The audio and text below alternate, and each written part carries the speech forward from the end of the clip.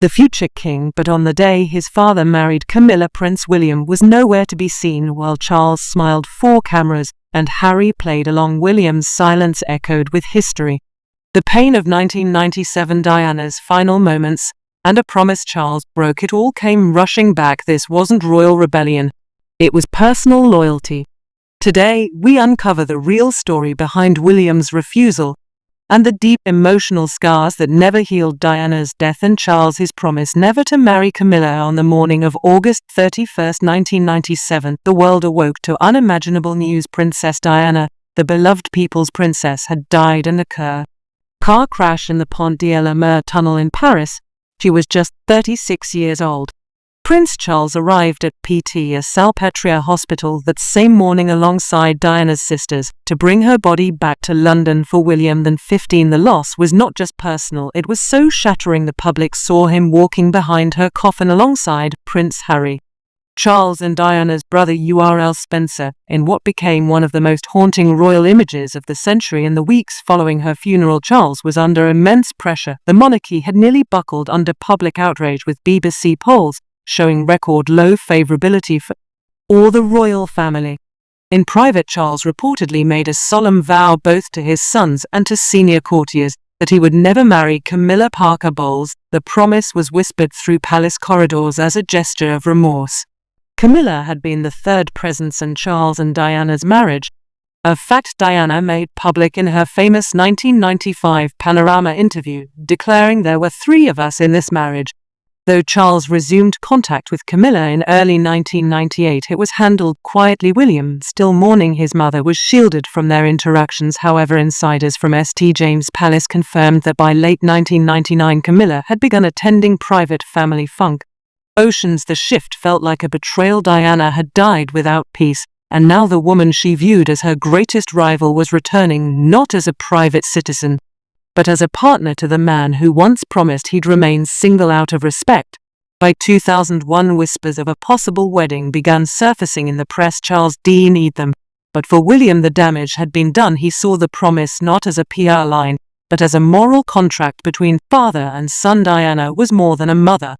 She was a symbol of truth and humanity in a rigid institution. But for William, it wasn't only the promise that hurt, it was the slow unraveling of truth behind the scenes. As Charles quietly reintroduced Camilla into family life, William began to see her not just as the other woman, but as a looming presence. While the cameras showed civility, privately tension brewed. The teenage prince, already scarred by loss, found himself forced to smile through a reunion he never agreed to. What followed was a slow, growing distrust that would take root for years. William's growing distrust of Camilla. In the early 2000s, while attending Eton College, Prince William began to subtly distance himself from any formal association with Camilla Parker Bowles, though the public narrative presented a modern blender.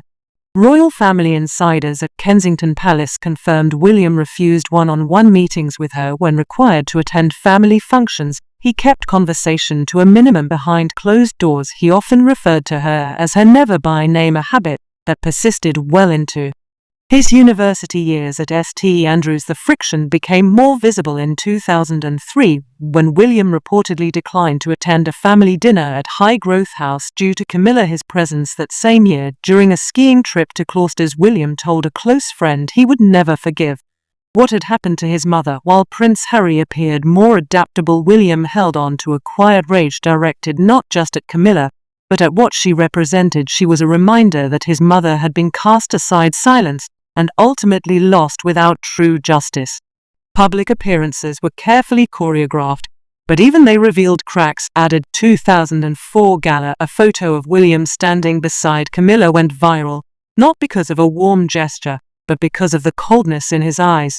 Body language analysts noted the physical distance between them, and royal watchers picked up on William's consistent avoidance. While Harry had begun referring to Camilla affectionately in interviews, Williams said nothing. Not once in public or private did he refer to her as stepmother. By the time the engagement between Charles and Camilla was announced in February 2005, William had grown emotionally detached. He was 22 years old, a rising senior at St. Andrews, and had still not shared a meal alone with Camilla. According to a former royal protection officer, William endured her but never accepted her. He respected the institution, but he would not be coerced into pretending the past had been resolved.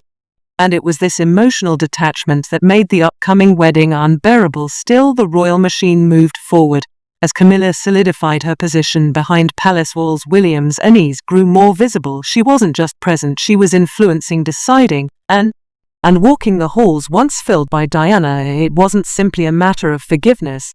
For William, it was about survival. The girl who'd held his hand at charity events had been replaced by the woman whose shadow had helped break his mother's heart. And now that woman was being readied for a crown. Camilla's quiet rise behind palace walls. By 2003, Camilla had taken quiet but calculated steps into full royal life. Though the public wouldn't see her formally until 2004 inside the palace, she was already acting as consort staff at Clara. Its house reported that Camilla was attending briefings previously reserved for Princess Diana. She began appearing at charity meetings, sitting beside Charles as if already his wife. A senior footman who had served under Diana described it as a takeover with a smile. The most telling shift occurred when Camilla moved into Clarence's house officially in 2003, just 6 years after Diana's death. Her personal effects replaced Diana's former fixtures. Portraits of Camilla, his ancestors, hung where Diana's charity photos once were. Insiders noted how she walked the corridors, as if she owned them, making decisions about decor, protocol, and scheduling. For William, who rarely visited, it felt like erasure. The place that once felt like a royal home had become foreign ground. Public events were rolled out carefully. In June 2004, Camilla accompanied Charles to her first semi-official engagement. At the Royal National Theatre, photographers were instructed to capture the couple smiling, holding hands. What the public didn't see was William's absence. He declined the invitation to attend, choosing instead to remain at St Andrews. A royal source later said he didn't want to play pretend. William felt his mother's place was being publicly rewritten, and he couldn't be part of that narrative. Camilla's rise wasn't just about love, it was about control. She reportedly clashed with members of the Prince's Trust, pushing out legacy staff aligned with Diana's original mission. William, watching from a distance, became increasingly convinced that Camilla's presence wasn't healing, it was rewriting history. By the end of 2004, even palace insiders began whispering what William had long feared, that Camilla was no longer content with being accepted, she wanted to rule.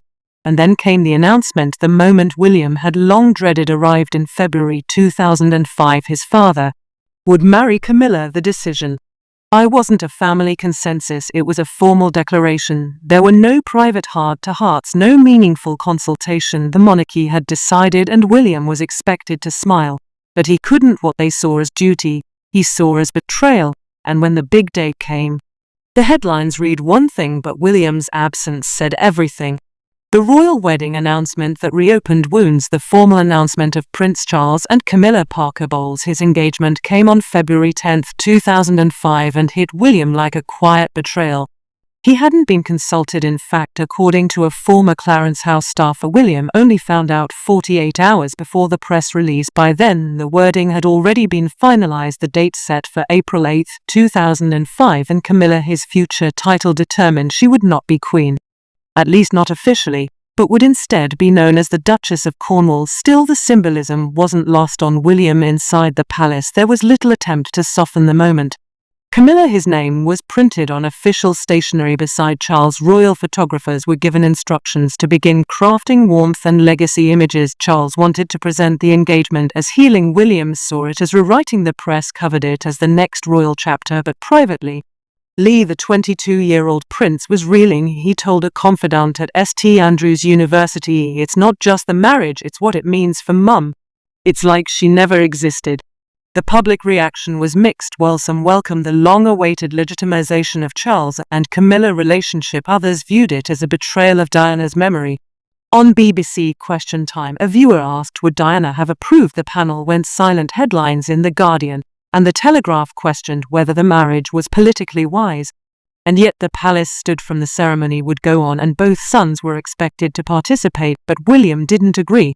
He had no intention of standing beside the woman who had once sat in his mother's seat. The announcement didn't just reopen emotional wounds, it reopened strategic ones. William had spent nearly a decade shielding himself from Camilla Rise. Now he was being asked to endorse it. The notion of standing beside her in front of the public and press felt impossible for William. It wasn't about forgiveness, it was about loyalty. He knew the cameras would spin a happy family narrative, but behind the lens he still remembered Diana's tears, her televised confession, and the quiet pain of being told to move on. And so he made his decision. He would not attend the wedding itself. William's decision shocked many within the firm. He wouldn't boycott completely, but his absence from the civil ceremony would be impossible to ignore. All behind the scenes, aides scrambled to rework protocols, shift optics, and manage whispers. The wedding would proceed, but the future king's distance was already shaping headlines. And while Charles tried to focus on joy, William stood firm in silence. What mattered wasn't protocol, it was principle. And on the most important day of his father's life, William refused to pretend. Why? William refused to attend the civil ceremony. The civil wedding ceremony took place at Windsor Guildhall on April 8, 2005 at exactly 12:30 p.m. It was a low-key event compared to traditional royal weddings, chosen deliberately to avoid controversy. But the real controversy came when Prince William, second in line to the throne, refused to attend the civil portion altogether. While Prince Harry arrived smiling and supportive, William was noticeably absent. He instead chose to only attend the religious blessing held later at St. George's Chapel, and even then his demeanor was somber. A source close to the family revealed that William felt physically sick at the idea of being present for a ceremony that publicly crowned Camilla as Charles' his lawful wife. The royal family had taken every effort to downplay the optics. No balcony appearance, no national holiday, no televised procession, but none of that eased William's resistance. He saw it as a line too far. The place where vows would be exchanged was the very place he had once watched his mother's reputation torn apart. What made the absence even more striking was William's deliberate choice to avoid being photographed with Camilla that day. Photos from the civil ceremony show Prince Charles alone, flanked by Camilla and a handful of senior royals. When William did arrive at 3:30 p.m. for the church blessing, he stayed at the back of the procession, quietly taking a seat next to his grandmother, Queen Elizabeth II, who herself had avoided the civil ceremony for religious reasons. But many noted that her absence and William's shared a tone, dignified resistance. The media couldn't ignore it. The next day's papers split down the middle. Some praised William for honoring his mother, while others accused him of creating tension. But most royal watchers understood the weight of his choice. For a young man raised on tradition and duty, walking away from a royal wedding wasn't rebellion.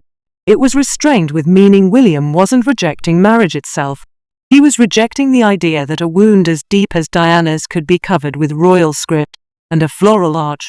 But if William carried the weight of grief, his brother didn't seem to. Harry, ever the more adaptable royal, smiled for the cameras and played his part. That country passed between one brother's pain and the other's acceptance would mark the beginning of something deeper. In the years that followed, Harry's comfort with Camilla would grow while William's distrust remained fixed, and that split, subtle at first, would slowly become one of the monarchy's most arsenal and public fractures. Prince Harry's very different response. While Prince William refused to attend the civil ceremony, Prince Harry, then just 20 years old, showed up in full support, dressed in a dark mourning suit and wearing a warm smile. He was photographed standing near Camilla with these too many areas. Comfort seemed genuine, and royal commentators praised his maturity and adaptability. But behind that calm exterior there was a different reality. Harry had always been more willing to bend, to forgive, and to keep peace. William, by contrast, had always been protective of legacy, especially Diana's. In later interviews, Harry described Camilla as a wonderful woman who had made their father happy. In his memoir, he even referred to her as someone who had tried her best. But according to Pal, as insiders, Harry's relationship with Camilla was strategic as much as emotional. He understood that embracing her meant easier family dynamics and fewer meteor storms. William, however, viewed that choice as an emotional compromise. He believed that public unity shouldn't come at the cost of private truth. The contrast between the brothers became more pronounced over time. While Harry appeared with Camilla at events from garden parties in 2006 to Commonwealth Day services, William kept a respectful distance. Staff noticed the difference at all. One Highgrove event in 2007, Harry was seen laughing with Camilla while William stayed inside. It wasn't hostility, it was discomfort. Or William, closeness meant complicity, and complicity meant dishonoring his mother's memory. Still, while Harry adjusts, I did, and Camilla smiled. The shadow of Diana never lifted. William couldn't unsee what had been lost. and the woman who had once caused his mother pain was now walking through palace corridors like she owned them. It wasn't just grief, it was a racer. The royal wedding wasn't just a family momo, and it was a public rewriting.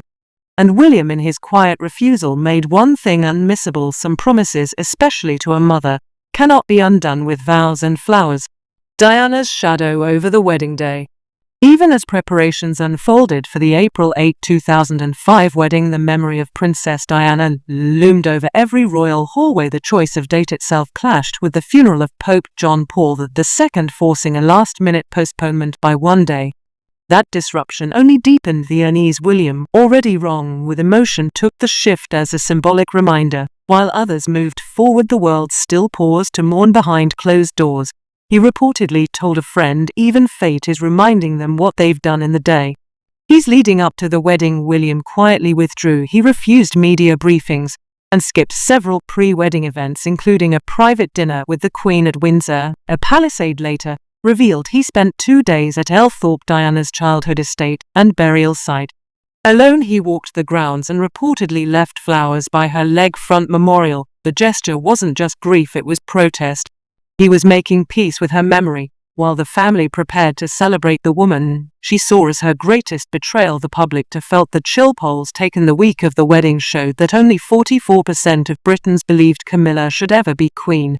Newspapers ran tribute spreads to Diana alongside the wedding announcements, creating a split narrative, one of progress, the other of pain. William refused to contribute quotes to the media. There was no public blessing from him. Unlike traditional royal weddings where family unity is emphasized, his distance became the loudest message of all. And yet, while William stood like stone, Camilla moved, as if she'd always belonged.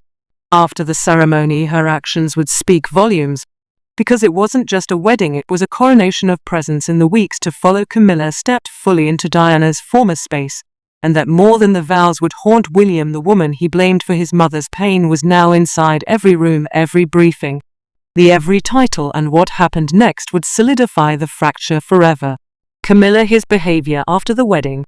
Following the ceremony, Camilla Parker Bowles was officially titled Her Royal Highness the Duchess of Cornwall, and with it her influence expanded overnight. She moved fully into Clarence House, redecorating portions that had remained untouched since Diana's tenure. Staff who had served under Diana reported subtle erases, or portraits removed, or former sitting room converted into a study. For Camilla, a senior aide described it as a quiet overwrite. For William, these changes weren't cosmetic. They were spiritual trespasses. Camilla, his presence at public engagements also surged. Within 6 weeks, she joined Charles at 3 major state functions, including a visit to Hillsborough Castle in Northern Ireland and the Royal Opera House Gala. William, who once saw those stages reserved for Diana, chose not to attend any of them. He reportedly spent that time with Kat, Theron and Anglesey, far from the public eye. A former equity noted he couldn't bear to watch her play the role that should have belonged to his mom. Perhaps the most stinging shift was Camilla's growing authority and charitable circles. In late 2005, she assumed patronage of several organizations once associated with Diana, including causes focused on domestic violence and women's health. The headlines were carefully crafted: New Duchess, New Era. But to William, it felt like a rebranding of pain. A royal historian later noted that this symbolic succession created irreversible tension. It wasn't just about duty anymore, it was about emotional legitimacy. But outside the palace, the story wasn't so quiet. While Charles and Camilla smiled for press photos, the people have been forgotten Diana either. And when the world realized William had stepped back, not just from the ceremony, but from the narrative itself, they listened. Sympathy for the young prince soared, and questions about Camilla, his rise, grew sharper. This wasn't just about royal protocol anymore, it was about the rewriting of a legacy and the quiet defiance